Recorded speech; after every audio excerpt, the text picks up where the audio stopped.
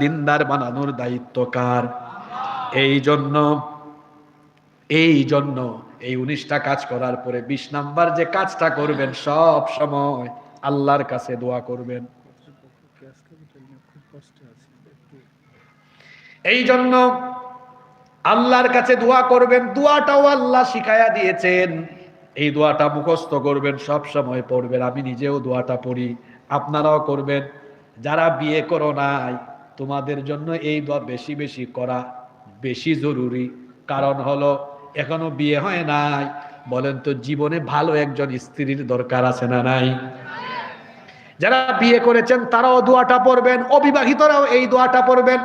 কুরআনুল কারীমের 25 নম্বর সূরা সূরাতুল ফুরকানের 74 নম্বর আয়াতে আল্লাহ দোয়াটা শিখায় দিলেন।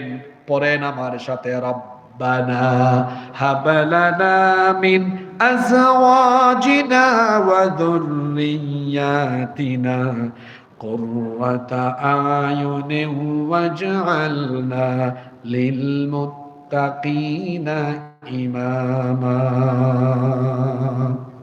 হে রব, আমাদেরকে চক্ষু শীতলকারী স্ত্রী সন্তান হাবলানা গিফট করো, আর আমাদেরকে মুত্তাকিদের ইমাম বানিয়ে দাও। বলেন আমিন।